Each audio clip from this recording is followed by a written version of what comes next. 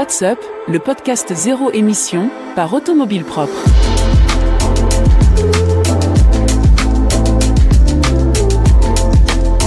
Tesla dévoile enfin la nouvelle Model 3 Performance et non pas Ludicrous. Renault ouvre des boutiques en ville pour promouvoir l'électrique. Les voitures électriques d'occasion font un flop, en tout cas pour le moment. Google Maps veut remplacer les planificateurs d'itinéraires. Voitures électriques quand le bruit devient son. Enfin, BMW investit dans la formation pour l'après-vente électrique. Voilà pour les grands titres de l'actualité de la voiture électrique cette semaine. Mais ce n'est pas tout, nous retrouverons aussi l'interview de la semaine avec Pelican Mobility, une jeune entreprise spécialisée dans le financement des flottes utilitaires qui vient de lever 4 millions d'euros. Nous retrouverons aussi l'essai de la semaine, celui de la nouvelle version de la Skoda Enyaq 85X. Bienvenue dans le podcast What's Up par Automobile Propre, épisode 114 du 27 avril 2024. Avec aujourd'hui Jean-Christophe Gignac de la chaîne EV et Johan Dessalle de Tlucky Conseil. L'actu de la semaine. Après des mois d'attente, de suspense et au final de fake news, Tesla vient enfin de dévoiler officiellement la nouvelle version de la Model 3 Performance. Et il faut avouer que celle-ci a un peu surpris, voire déçu les observateurs. En effet, première surprise, contrairement à tout ce qui avait été prédit comme pratiquement acquis, celle-ci ne s'appelle pas Ludicrous ni Plaid, mais tout simplement Performance. D'autre part, loin des plus de 600 chevaux annoncés par de nombreuses suites qui paraissaient crédibles, celle-ci se contente au final d'un modeste, entre guillemets, 460 chevaux. En fait, plus que la puissance, déjà très généreuse, c'est la régression de celle-ci qui surprend puisque la version actuelle développe entre 520 et 530 chevaux, soit quasiment 70 chevaux de plus. L'autonomie WLTP est elle aussi en baisse, passant de 545 à 528 km. Les performances semblent quant à elles en très légère progression puisqu'il faut désormais 3 secondes 1 pour passer de 0 à 100 contre 3 secondes 3 pour la version actuelle, ce qui est absolument rien, autant dire rien même. Mais au moins Tesla prouve que la puissance ne fait pas tout puisque le constructeur parvient à garder à peu près les mêmes performances avec 15% de puissance en moins. Côté nouveauté, la Model 3 Performance 2024 se distingue par de nouvelles jantes de 20 pouces plus larges à l'arrière, ce qui est vraiment une première chez Tesla, enfin en tout cas sur la Model 3, une suspension active, des sièges différents plus enveloppants et une planche de bord en fibre de carbone. Voilà en gros pour les différences par rapport au modèle standard. Et il y a aussi une différence au niveau des boucliers avant et arrière, qui sont différents donc de ceux des autres versions de la gamme. Cette nouvelle Tesla Model 3 Performance est d'ores et déjà disponible à la commande au prix de 55 990 €. Ça, c'est plutôt une bonne surprise quand on connaît les prix des premières versions. Cela étant, on ne peut s'empêcher de s'interroger sur la démarche de Tesla et surtout sur les raisons d'une attente aussi longue pour une voiture qui a finalement aussi peu évolué, voire même régressé sur certains aspects. On a un peu l'impression que la montagne a accouché d'une souris. Notons quand même qu'il y aura deux versions de cette nouvelle Tesla Model 3 Performance, une version américaine avec 510 chevaux et donc la version européenne avec 460 chevaux, cette différence s'expliquant par des batteries différentes, la version américaine étant équipée de Panasonic et la version européenne de LG qui apparemment serait moins performante pour gérer la puissance. Bonjour Jean-Christophe. Salut. On prend 2 minutes pour discuter un petit peu de ton actualité. Il y a des projets, des événements en cours ? Oui, alors effectivement, on a un grand événement là qu'on organise le 8 juin à la Teste de Buch en Gironde. On a pris toute la partie extérieure du parc des expos de la Teste de Buch et à la base on fait un grand rassemblement de nos abonnés, mais qui s'ouvre à tout le monde. Donc tous ceux qui sont intéressés dans la région girondine par la voiture électrique, vous pouvez venir, c'est gratuit. Et vous pourrez rencontrer à la fois des possesseurs de voitures électriques et vous informer sur les modèles qui vous intéressent, par exemple. Et puis, pour débunker un peu quelques fake news si vous avez peur.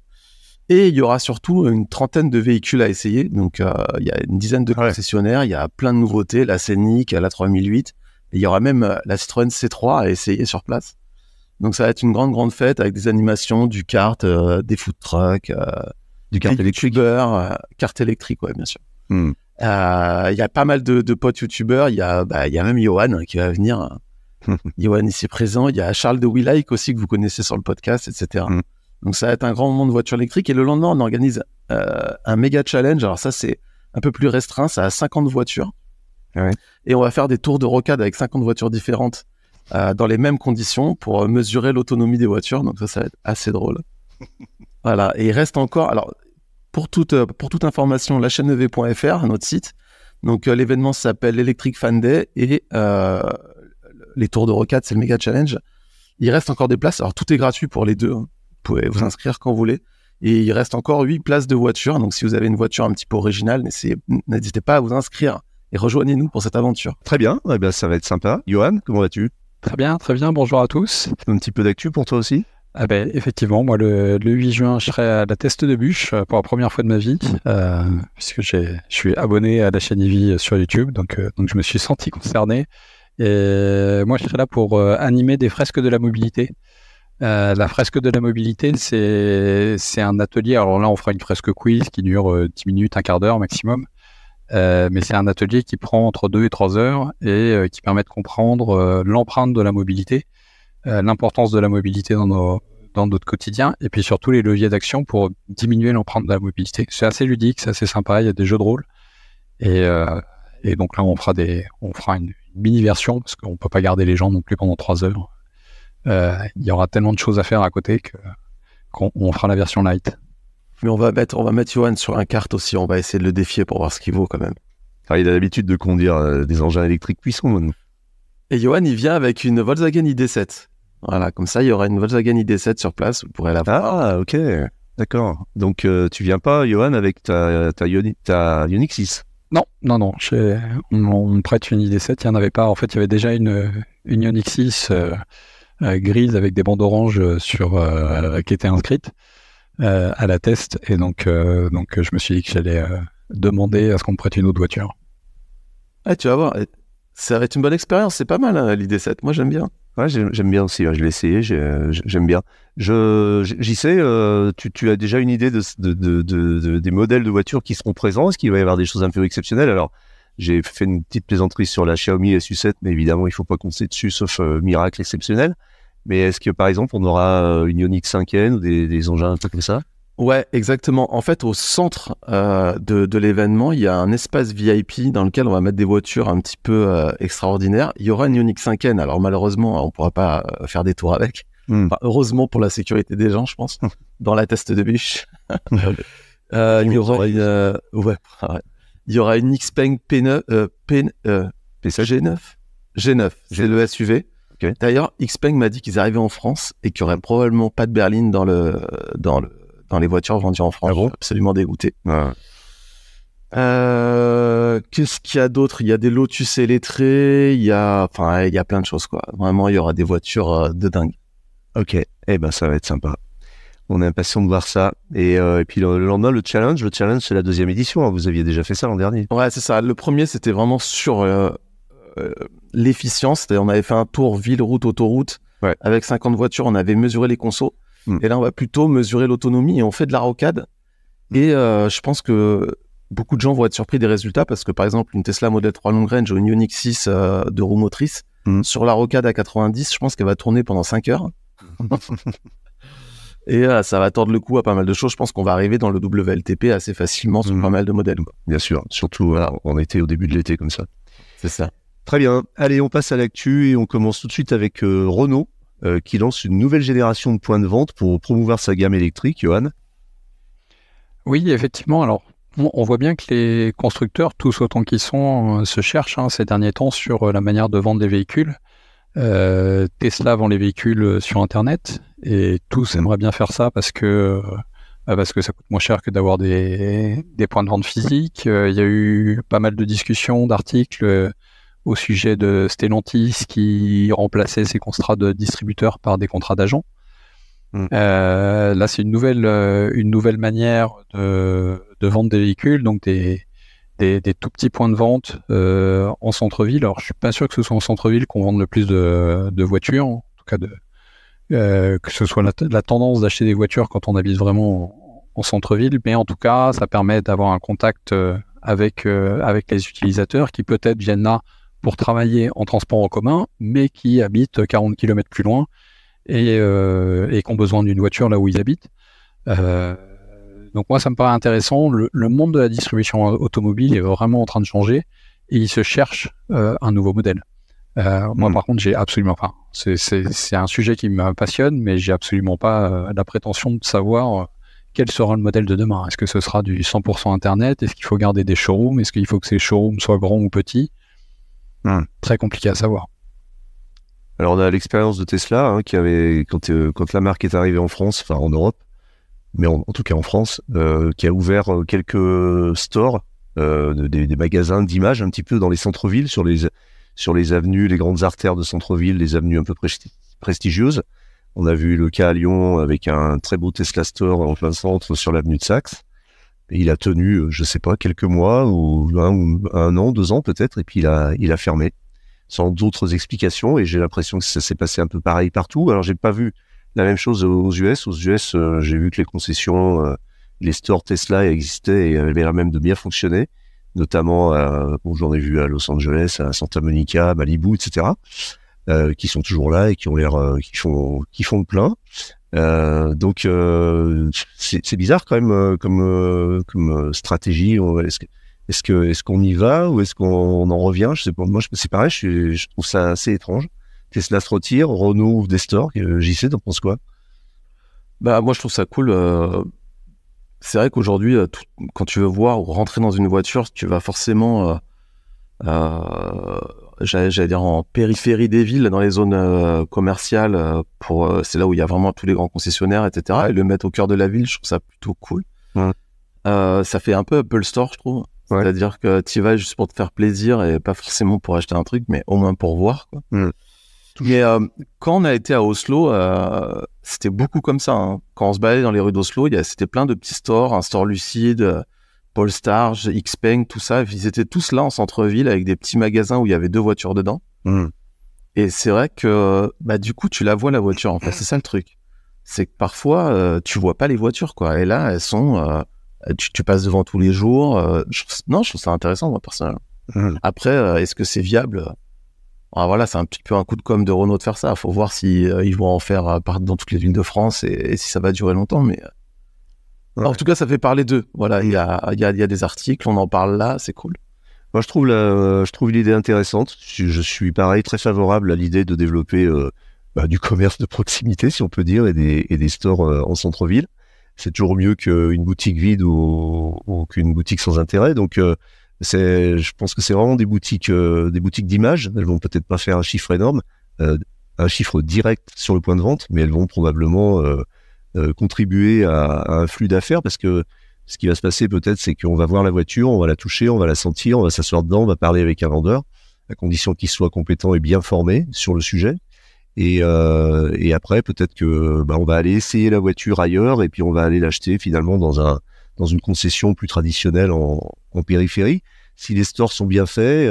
Et puis c'est vraiment une ambiance. C'est pas que la voiture, c'est lifestyle en fait. C'est vraiment un élément de promotion de la marque, parce que j'ai vu que là, par exemple, dans le store Renault, il y aura pas que des voitures, il y aura aussi du merchandising, des petites miniatures, etc., etc. Donc c'est vraiment des concept stores, des boutiques. Au sens où on l'entend aujourd'hui. Et puis alors, la dernière particularité, c'est qu'elles ont un nom imprononçable, donc qu'on peut épeler, c'est RNLT Copyright. Donc voilà, c'est le nom de la boutique. C'est probablement volontaire, et ils ont certainement réfléchi au fait que c'était imprononçable. Par contre, visuellement, ça claque un peu, parce que ça reprend un peu les standards des sites tech et du web d'aujourd'hui, où on a tendance un peu parfois à enlever les voyelles comme ça. Donc, à voir, à suivre. Alors, le premier a ouvert déjà à Paris. Boulevard Haussmann, c'est ça. Et puis après, il devrait y avoir donc d'autres villes qui devraient suivre. Alors, c'est souvent des grandes agglomérations, et ça sera probablement dans des endroits un peu premium, donc à Bruxelles, Milan, Rome, Rotterdam, Madrid, Londres, Berlin, Medellín en Colombie. Voilà. Mais ça va être intéressant quand ils auront aussi des produits un peu plus urbains, quand ils auront la Mobilize Duo, par exemple. Ça sera cohérent. Voilà, vendre des... Ouais, voilà. Parce que là, exposer une Scénic à l'intérieur, je trouve que ça n'a pas vraiment un sens terrible, mais quand il y aura la Renault 5 Mobilize, qui sont des véhicules quand même un peu plus axés urbains, ça sera intéressant, quoi. Très bien. Sujet suivant, chez Renault fait aussi de la voiture d'occasion, et notamment des voitures électriques d'occasion. Et les voitures électriques d'occasion, elles se vendent pas très bien. Plus l'offre se développe forcément de façon organique et naturelle, moins le marché semble bouger. Donc probablement quelques points de friction encore à l'idée d'acheter une voiture électrique, Johan. Oui, tout à fait. Alors moi, je voulais dézoomer un petit peu et reparler du marché du véhicule d'occasion au global. Sur l'année 2024, le marché du véhicule d'occasion part pas très très très bien. Par exemple, en mars, on est à moins 3% par rapport à 2023, à mars 2023, sachant que janvier et février étaient très légèrement au-dessus de 2023, mais pas énorme. En fait, une des difficultés qu'on a, c'est que le marché de l'occasion est notamment fait pour beaucoup par des véhicules récents, et des véhicules récents, il s'en est moins immatriculé ces dernières années. Donc, il y en a moins à vendre sur le marché de l'occasion. Et puis, ça se ressent après au niveau des prix, tout type de véhicules confondus. En fait, on se rend compte que les prix des véhicules d'occasion récents ont plutôt baissé. Les véhicules qui ont 0,2 ans, c'est moins 0,3%. Les véhicules qui ont 2-4 ans, c'est moins 3%.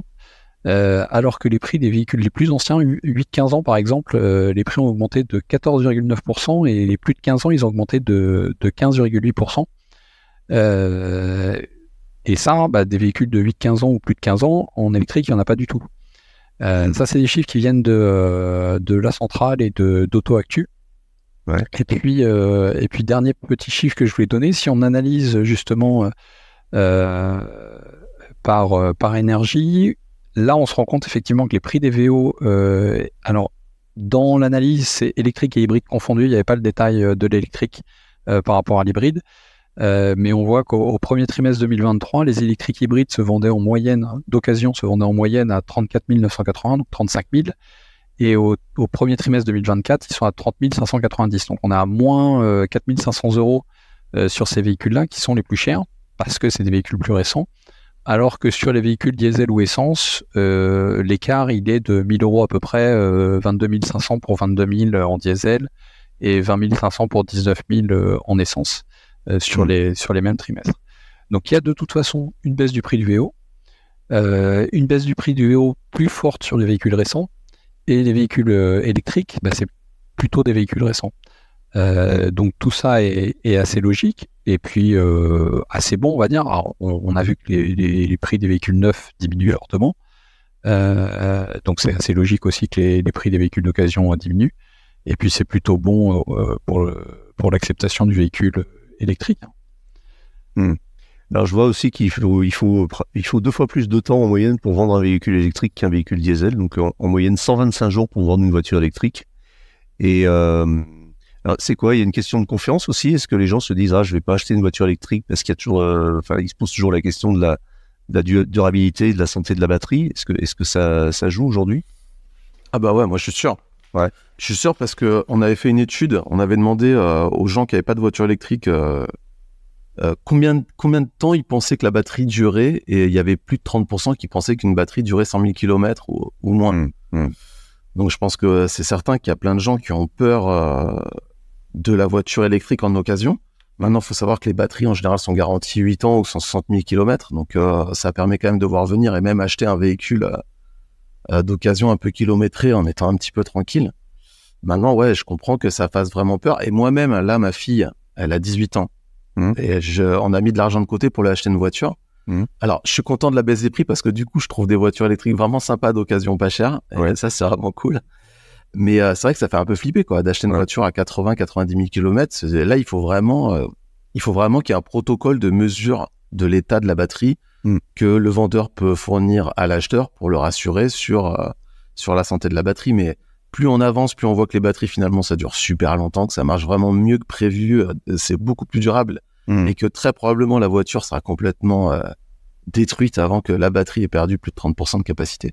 Alors ce protocole, il existe avec des startups comme Moba, c'est pas pour leur faire de la pub, mais on les connaît, on les a déjà interviewés ici. Ils font un travail remarquable sur le test de l'état de santé des batteries de voitures électriques d'occasion, en remettant un certificat avec tout un tas de normes. Donc je pense que ça peut aider, mais encore faut-il que les gens connaissent. Non, mais il faut que les gens soient rassurés petit à petit. Aujourd'hui, j'ai regardé sur le Bon Coin, j'ai vu des Tesla modèle S et Y qui sont vraiment les modèles les plus anciens et qui parcouraient beaucoup de kilomètres pour le coup. Ouais. Et il y a des voitures à 420 000 kilomètres qui ont perdu 12-15% de batterie. Donc, faut rassurer les gens, ça fonctionne quand même super bien. Ouais.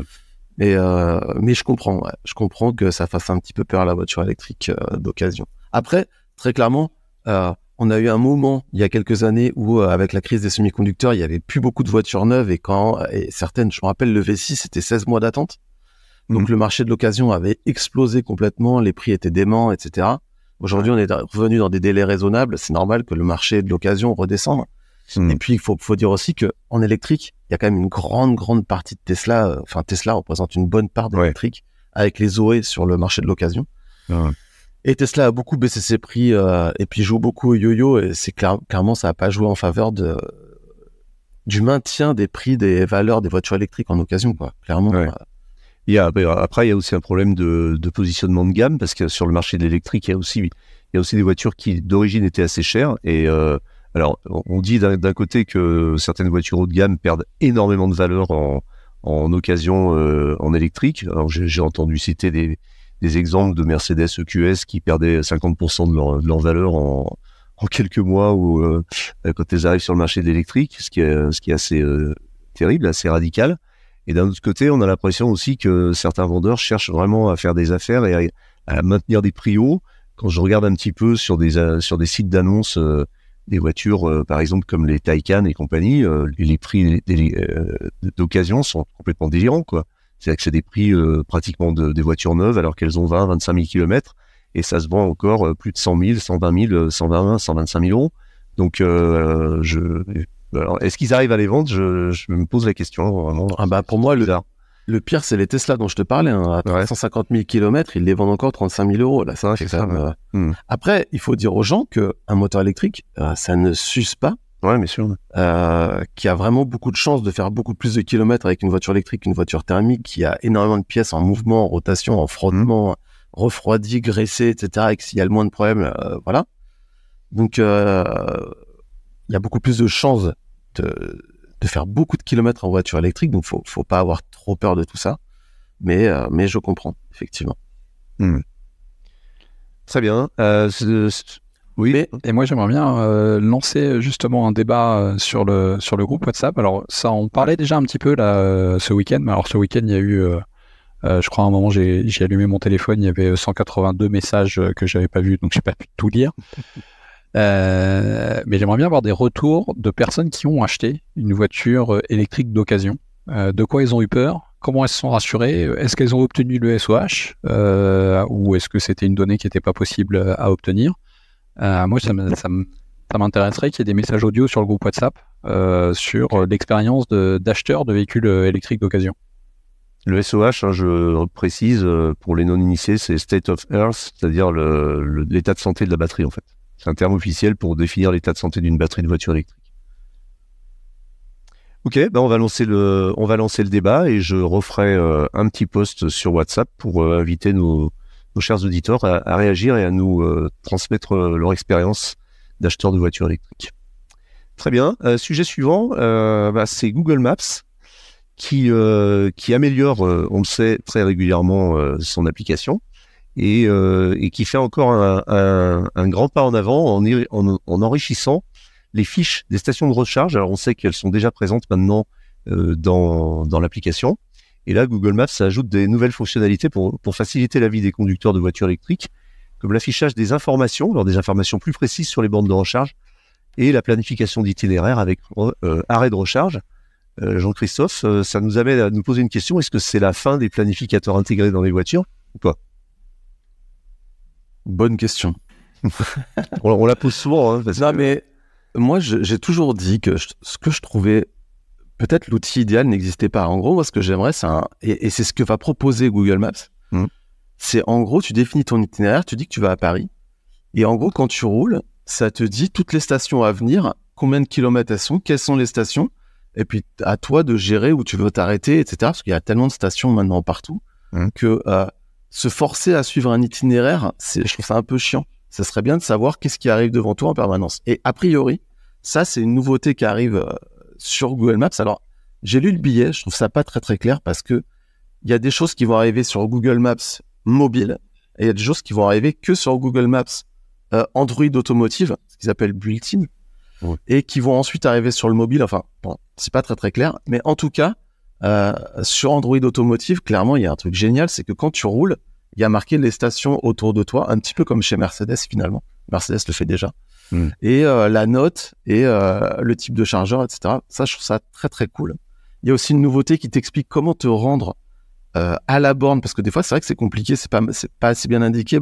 Alors, c'est un descriptif généré par IA selon les avis laissés par les précédents utilisateurs, qui va t'expliquer, en gros, faut tourner à gauche, à droite, et avant la sortie, tourner. Enfin, ça, c'est plutôt cool. Qu'est-ce qu'il y a d'autre? Après, dans la news que j'ai lue, il y a des choses, j'ai l'impression que c'est déjà présent sur Android Automotive, donc je suis un peu... je sais pas trop quoi penser. Mais en tout cas, bon, clairement, c'est de mieux en mieux. Et moi, je voulais aussi parler de Apple CarPlay parce que l'autre jour, j'ai conduit une BMW i4 et à un moment, j'étais à 10% de batterie et Apple CarPlay m'a dit « Attention, t'as bientôt plus de batterie. Il faut que tu te recharges » et il m'a proposé les bornes aux alentours. Ce qui voulait dire que Apple CarPlay arrivait à savoir le pourcentage batterie de la voiture. Je trouvais ça fou. Et je pense que chez Apple, ça avance aussi. On sait que chez Porsche, par exemple, la voiture communique avec Apple CarPlay et ça fait des choses sympathiques aussi. Et là, je pense que l'avenir est à ça, c'est-à-dire à la communication entre la voiture et Google Maps ou Apple Plan. Et ça veut dire que Apple CarPlay connaissait ton niveau de batterie? Donc ça veut dire qu'il est quelque part, il dialogue avec la voiture, il est connecté à... Exactement, ça veut dire qu'Apple CarPlay savait que j'étais bas en batterie et m'a proposé des arrêts recharge. Je trouvais ça fou. Et là, on voit l'avenir... oui, c'est vraiment génial, quoi. S'appuyer sur des logiciels de cartographie bien puissants comme Apple Plan ou Google Maps et lâcher un peu les GPS des voitures avec une communication entre les deux avec le Apple Plan qui sait à combien t'en es de batterie, etc. Là, ouais, on se libère des planificateurs. Même les anciennes voitures ah bah non, parce que les anciennes voitures, elles communiqueront pas avec Apple CarPlay, donc. Mais ouais, ça promet des choses sympas. Effectivement, je pense que moi, la planification à l'ancienne où on te dit tu vas charger là, alors que ça se trouve, tu auras envie de pisser une demi-heure avant, etc. Ça me saoule. Ouais. Je préfère des outils un peu plus flex qui te disent au fur et à mesure où tu peux t'arrêter. Et arrête-toi si tu veux, t'arrêtes pas si t'as pas envie, etc. quoi. Johan, un avis sur cette nouvelle expérience en vue? Alors moi je pense vraiment que les planificateurs ils ont été hyper utiles, ils sont toujours hyper utiles, hyper rassurants pour quelqu'un qui passe à l'électrique, mais ils vont l'être de moins en moins. 42 000 stations électriques en France, c'est 4 fois plus que les stations essence. Il y en a 11 000, un peu moins de 11 000 je crois aujourd'hui. Des stations qui de plus en plus prennent la carte bleue. Voilà. À pondérer quand même avec le taux de le pourcentage de fonctionnement, hein. On sait qu'il est pas optimal. C'est-à-dire que en gros, on est sur 80-85% de taux de disponibilité. Il doit y avoir, alors je dis ça de tête parce que je n'avais pas repréparé ces chiffres, mais il doit y avoir un petit peu plus de 10 000 prises. Alors là, je parle plus de stations, mais de prises, enfin prises bornes, point de charge comme on dit. Plus de 150 kW en France et effectivement un taux de disponibilité qui varie entre 75 et 80%. Qui est pas encore suffisant. Il faut qui s'améliore pas d'ailleurs, hein. Et qui s'améliore pas. Effectivement, qui ne s'améliore pas depuis à peu près 2 ans. Donc là, c'est clairement il y a besoin de progresser. Par contre, comme les stations qui sont construites sont de plus en plus grandes, il est quasi impossible d'arriver sur une station 8 stèles où les 8 seraient en rade. Ça n'est pas possible. Ça m'est arrivé. Ça m'est arrivé récemment. Ça peut arriver, ouais. Et ça fait péter un plomb. Vraiment, quand toute la station est en rade. Mais c'est vrai que c'est super rare. Et quand tu arrives sur une station où il y a 16 bornes, il y en a 2 en panne, ça passe vraiment inaperçu, quoi. Mais ouais, il y a 2607 stations de recharge rapide en France. Donc on est encore un peu en retrait par rapport à l'essence, mais voilà, il y en a vraiment de plus en plus, il y en a partout, et surtout la croissance, elle est complètement folle. À tous les gens qui disent il n'y a pas assez de bornes, la croissance des chargeurs est beaucoup plus rapide que les ventes de voitures électriques. Complètement. Et d'ailleurs, On est passé deuxième derrière les Pays-Bas et devant l'Allemagne en France. Ah ouais. Pour le nombre de points de charge. Et puis maintenant, il y a des stations avec 36 bornes, même non Tesla. Enfin, c'est même pas Tesla qui fait ça. C'est incroyable. On arrive sur des trucs, on se croit à Las Vegas, quoi. Tellement il y a des lumières partout. Hein. C'est génial. Ok, tant que c'est pas la loterie pour charger, ça nous va bien. Ok, avant-dernier sujet, alors c'est un sujet un petit peu original. Je voulais qu'on fasse un petit focus en quelques mots dessus parce que c'est un sujet moi qui me tient à cœur, c'est le son. Et donc, il y a une manifestation qui s'appelle la Semaine du son. Et Renault est présent. Alors, on va reparler un petit peu de Renault, qui vient un petit peu expliquer comment la voiture électrique change la perception du bruit. Alors, on parle de bruit ou on parle de son en matière de voiture. Les esthètes sauront répondre quand on parle de moteur thermique souvent. Mais est-ce le cas avec les voitures électriques et qu'est-ce que le bruit et qu'est-ce que le son? Alors c'est presque un sujet philosophique, mais je crois que vous aviez chacun un petit mot sur ce point. Je vous laisse. Je sais pas qui veut commencer. Tu veux que je commence? Vas-y. Moi, je voulais juste dire que j'ai assisté 2-3 fois. Je l'ai déjà dit, mais c'est important de le dire. J'ai assisté 2-3 fois à des espèces de parades de voitures électriques et de motos électriques. Et j'ai été choqué que lorsque tu as 30 motos électriques qui roulent, il n'y a aucun bruit. C'est vraiment un truc complètement dément. Et pour m'être baladé à Oslo, par exemple, où il y a une proportion de voitures électriques, surtout dans Oslo même, qui est vraiment très importante. Dans le centre-ville, ouais. La ville, les gens ne se rendent pas compte comment tout change. Le bruit. Alors, il y a encore les bruits de roulement et justement, c'est intéressant parce que tous les manufacturiers de pneus travaillent là-dessus pour aussi. Parce que du coup, quand on n'entend plus le bruit du moteur, on entend tous les bruits, surtout les bruits de route. Et donc, à la fois, les industriels de la route et les industriels du pneu travaillent là-dessus. Mais vraiment, je pense que, je l'ai déjà dit une fois, mais je pense que c'est le moment d'acheter des apparts sur le périph'. Parce que bientôt, ils vaudront beaucoup plus cher, c'est une évidence. Quand dans 30 ans, il y aura beaucoup moins de voitures thermiques, ce sera plus du tout pareil, la ville, ce sera beaucoup plus agréable. Moins de pollution, moins de murs noirs, moins de bruit. Voilà, c'est vraiment, pour y avoir assisté 2-3 fois, c'est incroyable le changement. Et c'est une vraie question c'est une question, moi c'est un peu mon dada, j'avoue, et c'est un sujet sur lequel je me penche de plus en plus. C'est vraiment la question de la pollution sonore. On en parle très peu. On en parle peu parce que on en parle beaucoup moins que de la pollution de l'air et que du CO2. C'est un sujet qui est pas tellement mis en avant parce que j'ai l'impression que la pollution sonore, et je le vois autour de moi, dérange moins parce que les gens en sont moins conscients et parce que ils sont souvent dans une bulle. Je l'ai constaté hier. J'étais dans un bus, je me rendais à mon lieu de travail en autobus. Et ce que je fais pas très souvent parce qu'en général j'y vais en vélo, mais là pour des raisons précises, j'y suis allé en bus. Et j'ai observé un peu les gens dans le bus parce que j'étais un petit peu en mode ethnologue parce que je prends très rarement les transports en commun. Et ce que j'ai constaté, c'est que la plupart, on n'était pas très nombreux, mais la plupart des gens qui occupaient le bus étaient avec un énorme casque ou des oreillettes. Donc chacun dans sa bulle. Donc déjà, la pollution, je sais pas si c'est de la pollution sonore, mais en tout cas, je me demande comment on fait pour vivre toute sa journée avec des oreillettes plantées dans les tympans et de la musique ou autre chose. Mais c'est parce qu'on écoute le podcast automobile propre. Oui, mais c'est vrai, oui, bien sûr, mais alors ils en écoutent plusieurs épisodes d'affilée apparemment. Et puis donc ils sont chacun dans une bulle et finalement ils deviennent, en se créant leur propre environnement sonore, ils deviennent eux-mêmes totalement étanches aux nuisances sonores extérieures. Donc c'est pour ça que j'ai l'impression, et notamment dans la population jeune, quand on parle de pollution sonore, ça ne résonne pas, ils s'en foutent. Quand on parle de CO2, ça réagit beaucoup. Quand on parle de réchauffement climatique, ça réagit beaucoup. Voilà, c'est des sujets qui sont maintenant largement connus, maîtrisés et dont tout le monde connaît à peu près les tenants et aboutissants. Quand on parle de pollution sonore, qui est une pollution terrible, qui cause aussi des problèmes de santé, etc. J'ai pas de chiffres sous les yeux, mais c'est très préoccupant. Et là, il y a plus personne. Et effectivement, l'électrification va probablement aider un petit peu.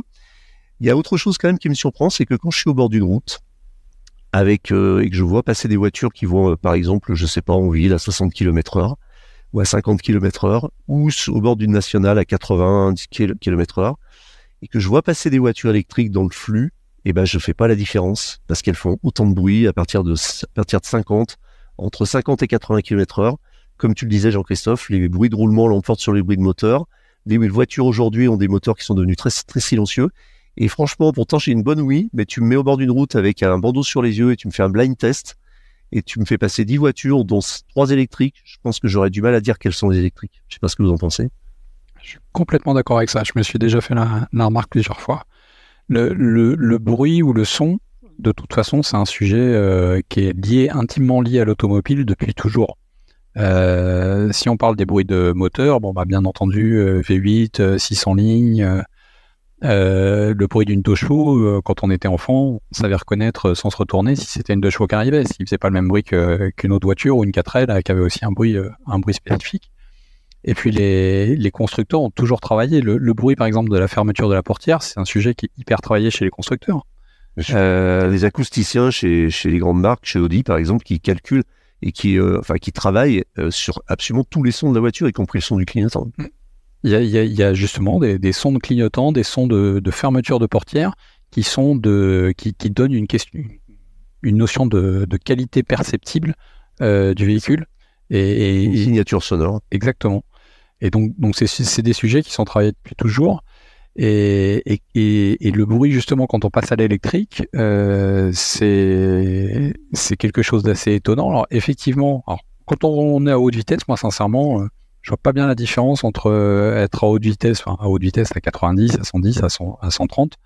Ça fait à peu près le même bruit qu'une essence ou qu'une diesel moderne dans la voiture. Un véhicule comparable, bien évidemment. Si vous prenez une toute petite citadine que vous la mettez à 130 pendant 4 heures, ça fait pas le même bruit qu'une électrique que vous avez payé 80 000 euros de grande qualité.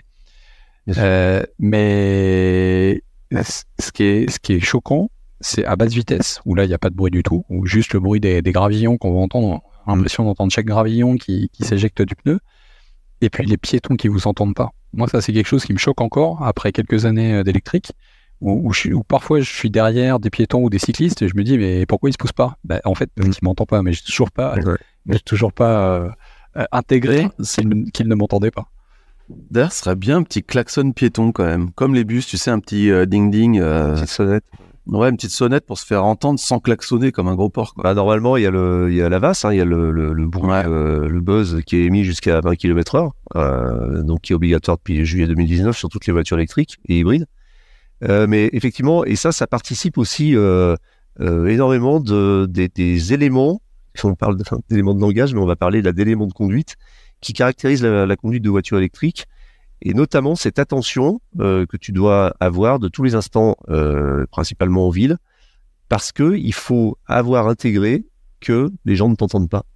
Et alors, en plus, sur des modèles d'électrique d'avant juillet 2019, comme c'est le cas avec ma voiture, qui est absolument totalement silencieuse en dessous de 30 km/h, en dessous de 40 km/h.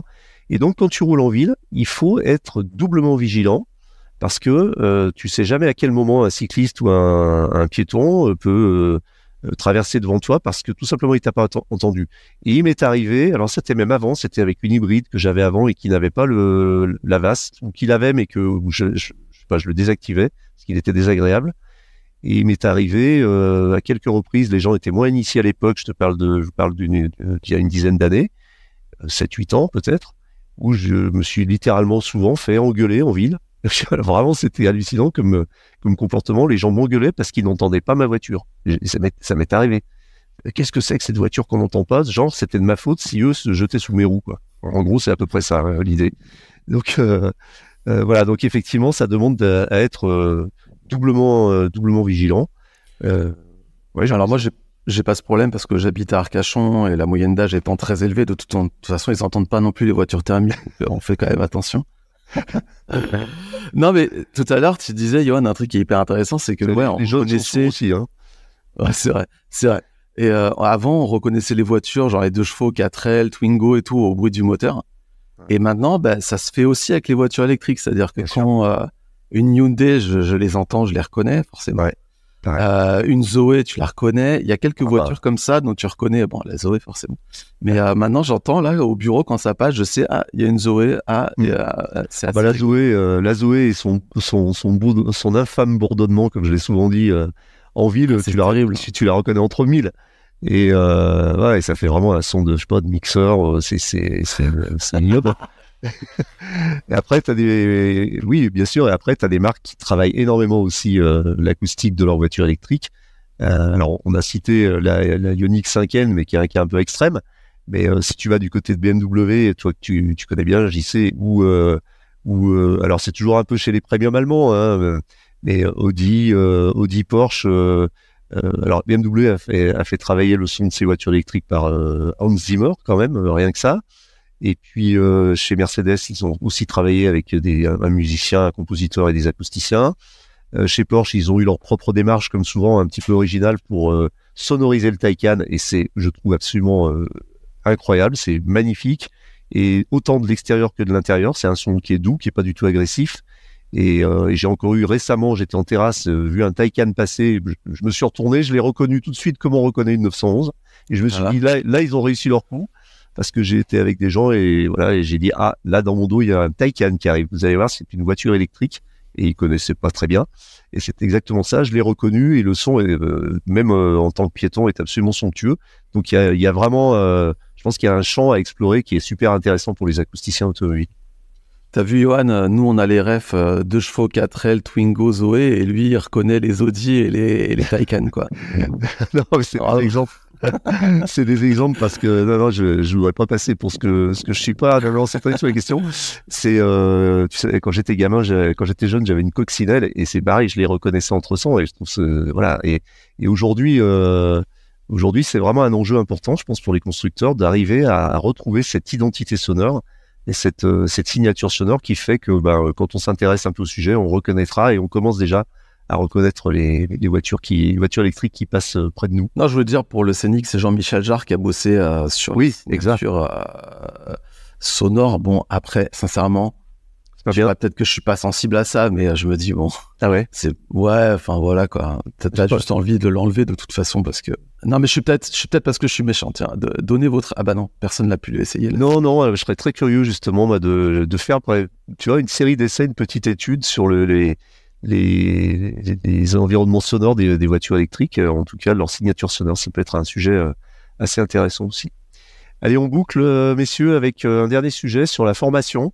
Et là, on parle de BMW, qui a mis en place une formation en alternance pour former des techniciens experts en après-vente automobile, avec une catégorie d'épreuves dédiée à l'électrification, afin de préparer son réseau de concessionnaires. Alors ça revient un petit peu sur des sujets dont on a souvent parlé et dont on continuera à parler.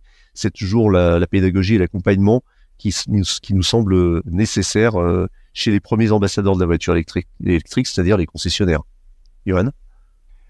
Oui, et puis ça reboucle aussi avec une actualité récente. Alors je ne sais pas si c'est quelque chose qui a été voté ou pas voté, j'ai pas relu en détail l'article, mais l'apaise des aides sur l'alternance dans les entreprises.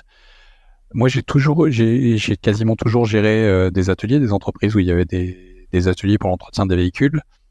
J'ai toujours eu recours à l'alternance. Je trouve que c'est un moyen super, y compris pour l'entreprise et aussi bien pour l'alternant, parce que ça lui permet d'apprendre. Il y a des gens qui aiment bien avoir du concret et les cours théoriques, ça leur plaît moins. Donc là, il y a justement de l'alternance de cours théoriques et de concret. Et puis on peut faire monter des jeunes jusqu'à des BTS, jusqu'à des mentions en électricité, où ils ont vraiment des qualifications qui sont exceptionnelles. Et ça, c'est ce dont on a besoin pour entretenir les véhicules électriques. L'entretien du véhicule électrique, on a déjà parlé plein de fois dans ce podcast. Il y a peut-être un petit peu plus de pneus, beaucoup moins de freins, plus du tout d'huile. Enfin, il y a beaucoup moins de choses à faire. Mais par contre, de l'électronique, il y en a dans tous les sens, et il y a besoin de personnes qui sachent comprendre l'électronique et qui sachent diagnostiquer une panne électronique, voir d'où ça vient, quel capteur ça peut être. Et la valise Diag vous dit pas tout. La valise Diag, elle est capable de se tromper tout autant que l'être humain. Et je trouve ça super que BMW mette en place ce type de ce type de choses et investissent. Enfin, il y a un petit peu un discours ambiant aussi de dire, bah oui, mais l'électrique, c'est la fin de l'entretien des véhicules. Moi, j'y crois pas du tout. Il y aura besoin d'entretenir les véhicules. Je pense qu'en plus, on va garder les véhicules de plus en plus longtemps. Je repense à Revolt qui est déjà intervenu sur ce podcast, à tout un tas de gens qui font par exemple du rétrofit. Il y a Rev Mobilities aussi, je crois, a été intervenu dans le podcast. Ouais. Donc, on va garder les véhicules plus longtemps, donc on a besoin de gens qui sont capables de les entretenir, ces véhicules, et il nous faut des gens qui soient hyper calés en électronique, en électricité, et c'est génial que BMW investisse là-dedans. Et ils sont pas les seuls, d'autres le font, mais c'est vraiment une démarche très très vertueuse à mon sens. Jean-Christophe, et on conclura. Bah écoute, moi j'ai l'impression qu'il y a 2 marques en ce moment qui investissent beaucoup là-dedans, c'est BMW et Renault, qui parlent aussi beaucoup de centres de réparation de batteries, de rétrofit d'anciens modèles, etc. Et je trouve ça hyper bien. Et d'ailleurs, en ce moment, il y a un gros débat qui court avec une pétition sur l'obsolescence programmée des véhicules électriques. Oui. En particulier, les voitures, par exemple, les BYD et les Tesla à batterie structurelle, etc., qui fait que ça devient de plus en plus compliqué à réparer. Les giga castings où on assemble des gros blocs de carrosserie, ce qui fait que quand on a un accident, les voitures partent plus vite en épave. Et j'avais discuté avec Jérémy de Revolt, qui m'avait dit que par exemple BMW était un des rares où quand tu avais un problème par exemple sur une i3, tu pouvais demander à BMW des cellules carrément de batterie, et ils pouvaient réparer les batteries à la cellule près, quoi. C'est-à-dire que je pense que c'est vers ça qu'il faut se tourner. Je pense que le gouvernement l'Europe même doit pousser à ce que les véhicules soient réparables, parce que le but du jeu quand même, et là je suis d'accord avec Johan, c'est que si on veut faire baisser les émissions de gaz à effet de serre dans l'automobile, il faut que les véhicules durent le plus longtemps possible. Et donc il faut pouvoir les réparer. Parce que vu que ça consomme rien au roulage, il faut que on puisse compenser la fabrication sur une durée de roulage plus longue. 300, 400, 500 000 km. Et donc ça se fait qu'avec des véhicules réparables. Il ne faut pas se voiler la face. Et donc, je suis très content que BM investisse dans la prévente, et parce que c'est la grande peur. On en parlait tout à l'heure avec l'occasion, c'est la grande peur, les voitures électriques qui sortent de garantie, surtout qui n'ont plus de garantie batterie. Ouais. Et si on peut prouver par A plus B qu'on peut réparer, que ça coûte pas cher, et que une panne de batterie, finalement, c'est pas 10 000 € à mettre derrière, c'est très très bien. Et voilà, vraiment, c'est sur la bonne voie. Donc, contrairement à d'autres. Voilà. Très bien. Alors moi je m'étais fendu d'un édito de la semaine dernière sur Automobile Propre où je relatais un petit peu une expérience avec quelques amis plutôt typés entrepreneurs, chefs d'entreprise, profession libérale, et on est venu à parler très rapidement de voitures électriques parce que c'est un sujet qui est assez courant actuellement, puis ils connaissent ma position, donc ils me questionnaient un petit peu. Et contre toute attente, j'ai été très agréablement surpris parce que la plupart étaient tout à fait pro-électrique et envisageaient d'y passer pour eux ou pour leur flotte d'entreprise. 5 d'entre eux sur une vingtaine de personnes étaient déjà à 100% électriques. Et malheureusement, le discours, c'était le discours un petit peu hostile à la voiture électrique. Ils l'ont rencontré surtout chez les concessionnaires à qui ils s'adressaient. Avec des exemples assez édifiants de discours totalement hostiles, mais aussi un petit peu lunaires sur non, n'achetez pas une voiture électrique, ça dure pas longtemps, dans 3 ans elle ne vaudra plus rien, la batterie sera morte, c'est une très mauvaise affaire pour votre entreprise, achetez plutôt un hybride ou un diesel. Et les rares qui ont réussi à passer outre un petit peu cette hostilité et à dire oui, si, je veux quand même une voiture électrique ou j'en veux plusieurs pour ma société, ont connu un deuxième effet qui se coule, c'est-à-dire se sentir complètement abandonnés dans la nature une fois qu'ils ont récupéré leur voiture. Aucune formation, aucune pédagogie, aucun accompagnement, démerdez-vous.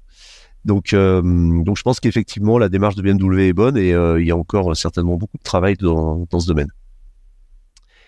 Voilà, très bien. Eh bien, écoutez, c'est pour ça qu'il faut acheter le livre La voiture électrique. Ça ne marchera jamais, d'Éric Dupin. Ah oui, effectivement. Dans toutes les bonnes librairies Amazon. J'en ai entendu parler, il paraît qu'il est pas mal. C'est pas mal, il paraît. Ouais, il paraît. Ah ouais, c'est pas mal. Très bien.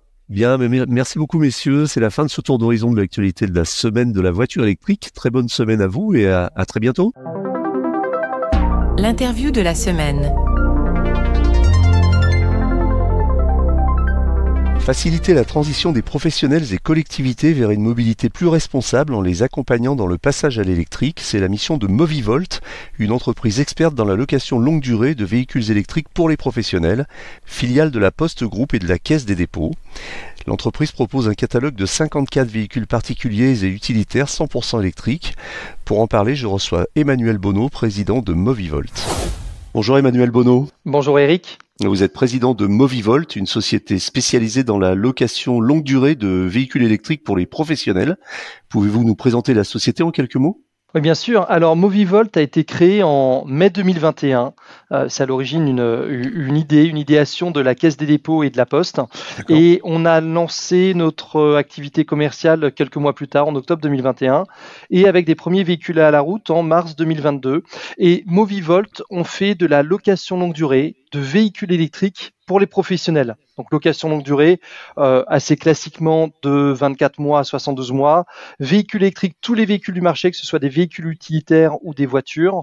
Et quand on dit pour les professionnels, on parle de TPE, PME, ETI et également collectivités locales. Des indépendants aussi, des professions libérales, architectes, médecins, etc. Oui, bien sûr, on en fait quelques-uns. On a par exemple une infirmière, on a 2 médecins, on a un notaire, on a quelques professions indépendantes également parmi nos clients. Vous êtes combien dans la société aujourd'hui ? Alors aujourd'hui, on est à peu près une vingtaine dans la structure, sachant qu'il y a une partie de l'activité qui est réalisée avec des partenaires. Et on a notre siège en région parisienne, à Issy-les-Moulineaux, mais on opère sur toute la France. Ça n'a pas été trop difficile de vous lancer en pleine période de Covid, là, d'après ce que je comprends ? Ça a été un contexte de lancement difficile, à la fois en période de Covid, mais aussi en pleine crise de l'offre dans le marché automobile, puisqu'on a commencé à distribuer notre offre fin 2021, à un moment donné où les délais de livraison étaient d'1 an et même 1 an et demi parfois sur certains véhicules. Donc ça a été un contexte un petit peu particulier en effet. Le retour à la normale s'opère, donc à la fois sur des délais de livraison qui sont bien plus courts, et puis sur des prix et sur des remises qui sont devenus un petit peu plus raisonnables de la part des constructeurs. Voilà. Alors heureusement, il semblerait que vous ayez les reins assez solides puisque vous êtes une création filiale en fait de la Caisse des dépôts et de la Poste, c'est ça hein ? Oui, tout à fait. Oui. Et alors ce sont deux organismes qu'on n'attend pas forcément dans le secteur très concurrentiel de la voiture, de la voiture et puis surtout de la voiture électrique. Est-ce que ça vous aide, ça vous apporte une légitimité ou est-ce que ça peut être parfois un handicap ? Nous, à la Caisse des dépôts, qui est notre actionnaire à 70%, on a été créé au sein d'un département qui porte également beaucoup d'investissements dans les bornes de recharge, par exemple, dans l'autopartage, dans le financement de poids lourds. Et donc, on a un vrai écosystème autour de la transition énergétique, donc pas juste autour du financement. Vous voyez, mais autour de la transition énergétique. Donc en fait, il y a un vrai cercle d'expertise et des synergies avec les autres acteurs. Et puis côté La Poste, notre actionnaire donc à 30%, La Poste via sa filiale VIPost. VIPost qui opère la flotte du groupe La Poste, c'est 65 000 véhicules à date, 20 000 véhicules électriques. C'est encore, je crois, aujourd'hui la plus grande flotte de véhicules électriques en Europe. Donc c'est une expertise qui date pas d'hier, qui date d'il y a plusieurs années, voire décennies. Et en fait, cette expertise de La Poste, c'est pas qu'une expertise en tant que financeur ou en tant que vendeur de voitures, c'est une expertise d'utilisateur. Donc nous, quand on échange avec nos clients et on leur dit qu'on a l'expertise, c'est une expertise d'utilisateur. C'est des milliers et même dizaines de milliers de facteurs, factrices tous les jours qui utilisent des véhicules électriques et on a le retour d'expérience à 1 an, à 3 ans, à 6 ans, etc. On sait anticiper quelques particularités du véhicule électrique et donc en termes de conduite du changement, puisqu'on est là aussi pour accompagner nos clients dans le passage du thermique à l'électrique, on a notre expérience qui joue pour nous. Vous avez combien de véhicules financés à date ? Alors aujourd'hui, on a dépassé les 1000 véhicules, on doit être à 1050 à peu près. Vous proposez une offre fournie, je suis allé voir sur votre site, 54 véhicules électriques au catalogue. Quels sont les plus demandés ? Vous avez un top 3 par exemple ? Alors l'idée en effet c'était de proposer le plus de véhicules possible et d'avoir des protocoles avec l'ensemble des constructeurs automobiles, en tout cas ceux qui sont positionnés, qui ont une offre cohérente sur l'électrique. Ouais. Et en effet on est fiers d'avoir un catalogue assez large. Ça correspond aussi à l'offre des constructeurs qui s'est améliorée ces derniers mois. Un top 3 c'est une bonne question, on est beaucoup sur le véhicule utilitaire. On fait 2/3 à 3/4 de véhicules utilitaires. Sur ce segment, c'est à la fois le Ford e-Transit qui est très plébiscité par nos clients, le Citroën e-Jumpy ainsi que le Mercedes e-Sprinter. Voilà, donc 3 marques différentes. Et sur le VP, sur les voitures, alors là c'est très hétérogène. On a fait beaucoup ces derniers temps de petits véhicules du type Renault Twingo, e-tech. On a forcément aussi pas mal de Tesla, Model Y. On a vendu pas mal de Model Y en 2023. Et puis on a même un petit peu des véhicules statutaires électriques à plus de 100 000 euros pour certains clients. Voilà. Quel est le mix véhicule particulier, véhicule utilitaire dans votre parc financier aujourd'hui ? On est entre 2/3 et 3/4 de véhicules utilitaires. Donc on a démarré avec un fort prisme véhicule utilitaire. L'ADN, La Poste a joué aussi là-dessus, puisque c'est notre expertise du véhicule utilitaire qui a parlé. On est en train de réaligner un petit peu. Notre objectif est d'être en 2024 à 50-50 entre VP et VUL. Une question qui revient maintenant de plus en plus souvent, j'ai l'impression, sur les arbitrages que vous devez faire. Qu'est-ce qui est le plus important pour vos clients ? Est-ce que c'est l'autonomie ou la recharge ? Vous allez me dire les deux, bien sûr. Non, c'est une bonne question. En fait, c'est intéressant, c'est hyper intéressant comme question. Pour tout le monde, le sujet, c'est l'autonomie. Et sauf pour ceux qui s'y connaissent un petit peu et qui roulent déjà en véhicule électrique, où le sujet c'est plus l'autonomie, c'est la recharge. Voilà. Quand on s'y connaît pas, avant d'avoir un véhicule électrique, le sujet c'est l'autonomie. Quand on a un véhicule électrique, c'est la recharge. Point à la ligne. Enfin pour moi. Voilà. C'est vrai. Donc c'est vrai que ce qui est difficile pour nous en tant qu'experts de l'électrique, c'est d'accompagner des clients qui n'ont pas de véhicule électrique. Dans 90% des cas, ils n'ont pas encore basculé, et d'avoir les bons arguments, le bon accompagnement, la bonne pédagogie, alors qu'on n'a pas le même alignement en termes d'expertise, de crainte, etc. Voilà. Donc faut justement parler de ces sujets. Il y a beaucoup de craintes autour du véhicule électrique. Des craintes a priori, puisqu'à posteriori, les utilisateurs du véhicule électrique sont en très grande majorité convaincus et même prescripteurs. Voilà. Donc c'est un grand enjeu pour nous. Et ça induit justement cette question que je pose souvent à des entreprises comme la vôtre, c'est quels sont les principaux points de friction, quels sont les défis, comment vous arrivez à convaincre des entreprises qui sont pas forcément convaincues à passer à l'électrique ? Est-ce que c'est aujourd'hui plus facile ou est-ce qu'il faut encore faire beaucoup de pédagogie ? Alors, les convaincre. En effet, le véhicule électrique, pour moi, a énormément d'avantages. Énormément, sur plein de sujets. Il y a un inconvénient, c'est la complexité à passer au véhicule électrique. Complexité parce qu'on change complètement de mode, de repère. Et puis, dans une entreprise, les canaux de décision vont être du coup assez différents. Donc, pour nous, il faut faire attention à bien accompagner nos clients. Déjà, notre expertise, ça les rassure par rapport à d'autres acteurs de la location longue durée qui ont fait essentiellement du diesel pendant des années, qui continuent à faire essentiellement du diesel, qui font moins de 10% d'électrique. Notre expertise, le fait qu'on fasse 100% de véhicules électriques, ça les rassure pour trouver les bons mots, les accompagner, leur partager notre expertise. Et ensuite, il faut savoir parler à un public qui est assez large. C'est-à-dire que quand on renouvelle un véhicule diesel par un autre véhicule diesel, on parle au gestionnaire de flotte. Quand on renouvelle un véhicule diesel par un véhicule électrique, on va parler au gestionnaire de flotte, au DAF, au DRH, aux dirigeants et bien entendu aux salariés pour la conduite du changement, voire à l'immobilier pour l'infrastructure sur les bornes, etc. Donc en fait, on a beaucoup d'interlocuteurs et il faut avoir un message adapté pour chaque interlocuteur. Et du coup, les temps de décision sont plus longs puisqu'il y a plus d'interlocuteurs. Décision de passer du diesel à l'électrique, c'est une décision dans une entreprise de taille moyenne. C'est plus une décision de gestionnaire de flotte. J'ai vu aussi que vous garantissiez une reprise sans mauvaise surprise, et notamment aucun frais de réparation de carrosserie à la restitution des véhicules. C'est assez rare dans le milieu de la LLD. Vous faites comment ? Alors, c'est une option. C'est une option qui s'appelle option sans souci.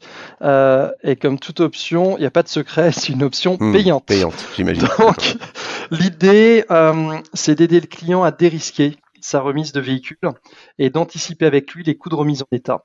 Voilà, en quelque sorte, entre guillemets, en les provisionnant chaque mois. Je précise également que c'est une option qu'on propose uniquement sur le véhicule utilitaire. Alors pourquoi que sur le véhicule utilitaire? Puisqu'un véhicule utilitaire, on va pouvoir faire, entre guillemets, du smart repair, c'est-à-dire au bout de 3 ans ou 4 ans, une aile qui est un petit peu abîmée, la débosser, corriger les rayures, mais ne pas changer la portière. Là où pour un VP, il faudra que le véhicule soit en état impeccable pour être vendu. Donc on peut jouer un petit peu là-dessus et sur la tolérance qu'il y a sur le véhicule utilitaire, sur l'état du véhicule à 3-4 ans, pour ne pas facturer plein pot notre client pour tout refaire à neuf le véhicule utilitaire, mais inversement, donc on souhaite éviter des problématiques de fin de contrat. Je connais assez bien le marché du véhicule utilitaire à titre professionnel et donc anticiper ces problématiques mois par mois avec nos clients. Concernant le coût total de détention, le TCO des véhicules électriques, vous avez une méthodologie à proposer à vos clients. Vous leur proposez des méthodes de calcul. Enfin, ça fait partie de l'offre. Oui, et on y passe beaucoup de temps parce que en fait, quand on regarde le prix d'un véhicule électrique par rapport à son équivalent thermique, on est à peu près 30% plus cher. Voilà. Ouais. Quand on va regarder ensuite en location longue durée, on est même plutôt à 50% plus cher puisqu'il y a des effets de remise des constructeurs qui sont plus faibles sur le véhicule électrique, il y a des effets de valeur résiduelle. Et donc, si on compare juste un loyer de véhicule diesel avec un loyer de véhicule électrique, on est mort. Nous, on est mort, Movivolt. Donc, il faut qu'on montre aux clients, on doit avoir de la pédagogie pour regarder le coût complet. Regardez déjà tout ce qu'il y a en coût d'énergie, bien entendu, c'est un des gros avantages du véhicule électrique entre la recharge électrique et puis l'équivalent en termes de carburant. Et regardez ensuite les impacts taxes. Parce que les impacts taxes, même s'il n'y a plus de bonus pour les voitures en 2024, pour les professionnels, il y en a toujours pour les VUL. Et puis, les taxes sur les émissions de CO2, sur le poids des véhicules thermiques ont fortement augmenté ces derniers temps. Et quand on regarde en coût complet, on peut montrer à nos clients qu'à partir de, environ 20 000 km par an, on est à break-even et même moins cher en coût d'utilisation, en coût complet d'utilisation véhicule électrique par rapport à son équivalent thermique. Donc en fait, c'est un vrai exercice d'acculturer, d'accompagner nos clients sans rentrer non plus dans des détails. Enfin voilà, il faut un argumentaire qui soit à la fois clair, compréhensible et qui rentre quand même dans le détail des coûts d'un véhicule. Est-ce que la suppression récente du bonus de 3 000 € justement pour les véhicules électriques de société a eu un impact? Vous avez dû ramer un peu derrière ou pas du tout? Bien sûr. Bien sûr, c'est à la fois une suppression du bonus qui avait un impact très fort, puisque nous, nos contrats, en moyenne, c'est 48 mois. Donc, vous voyez, 3 000 € en moins, c'est 60 € de plus dans le loyer. Voilà. Donc, déjà, ça a un impact. Ensuite, moi, je regrette le fait qu'il n'y ait pas de stabilité ou pas de visibilité sur les règles fiscales liées aux véhicules électriques. Mais ce qu'on ne dit pas et ce qu'on ne voit pas, c'est que dans le même temps, au 1er janvier 2024, et ça fait quelques années que ça dure, il y a eu justement un renforcement de l'arsenal législatif sur les véhicules thermiques. Et donc, même si le bonus a été supprimé pour les VP, moi, je peux montrer encore un modèle à mes clients pour leur montrer que le véhicule électrique a toujours un intérêt en termes de TCO à partir du moment où on roule un petit peu.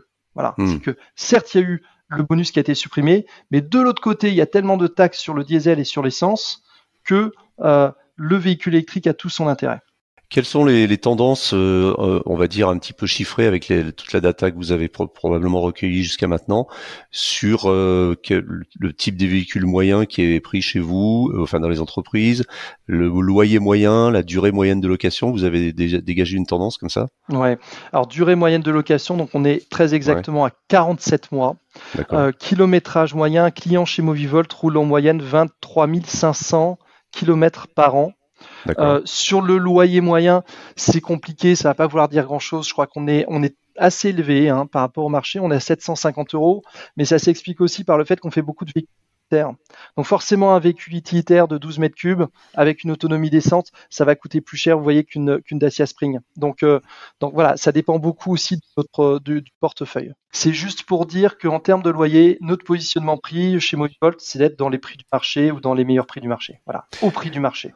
D'accord. Quels sont les retours de vos clients? Vous avez j'imagine que vous les accompagnez bien sûr, mais qu'est-ce qu'ils vous disent? Ils vous disent on est content d'être passé à l'électrique et on reviendra pas en arrière? Ou la tendance c'est ça? Ou est-ce que c'est ah là là c'est compliqué, on préférerait retourner au diesel ou à l'hybride? Qu'est-ce qu'on vous dit un petit peu?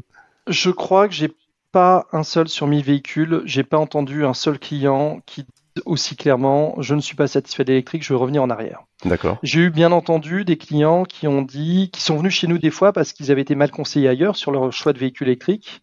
Donc ils disent, en fait, avec un an de recul, j'aurais plutôt dû prendre un autre véhicule. Donc ça, oui, ça existe. Après, il y a 98% de prescripteurs sur le véhicule électrique parmi nos clients.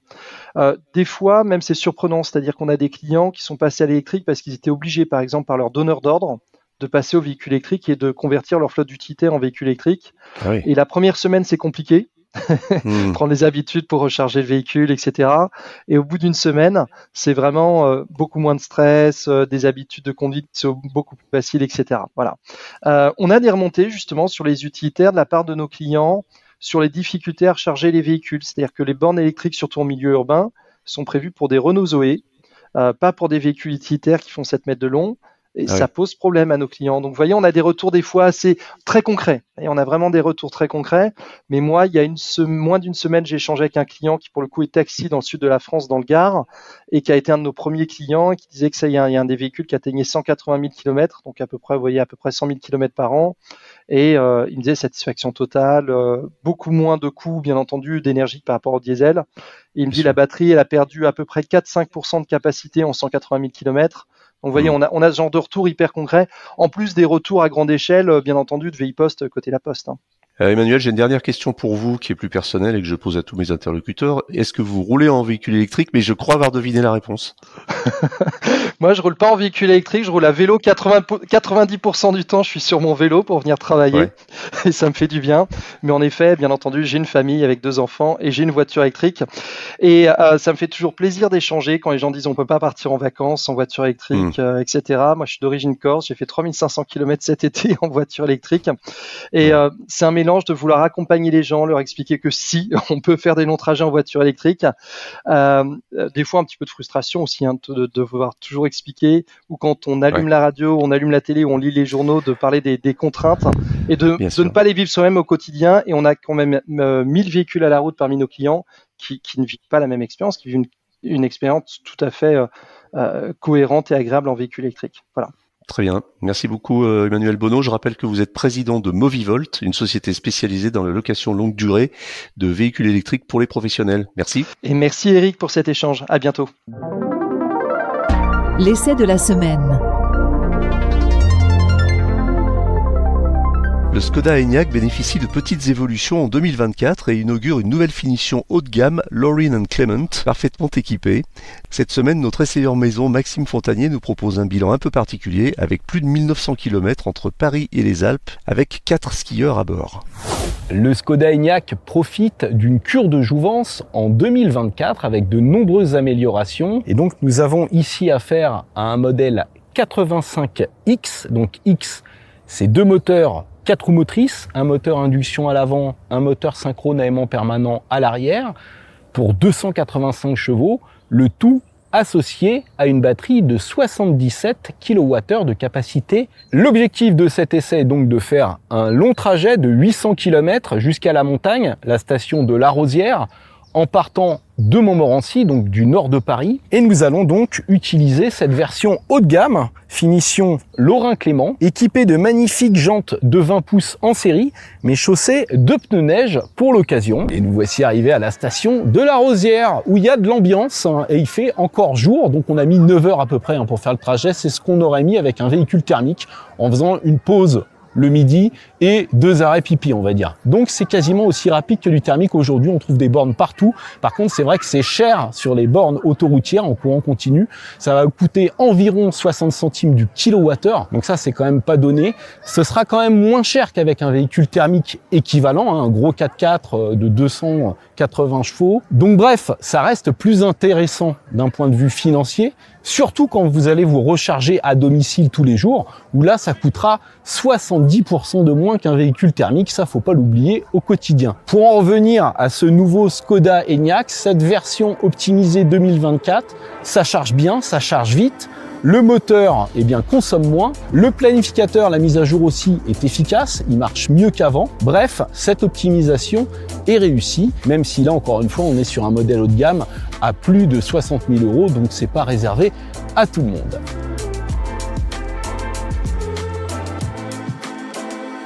Voilà, c'est terminé pour aujourd'hui, mais l'actualité de la voiture électrique ne s'arrête jamais. Retrouvez-la heure par heure sur automobilepropre.com. Pensez bien à vous abonner via votre plateforme préférée afin de ne rater aucun épisode. Et n'oubliez pas de noter le podcast sur les plateformes, c'est le meilleur moyen de nous soutenir et de nous faire connaître.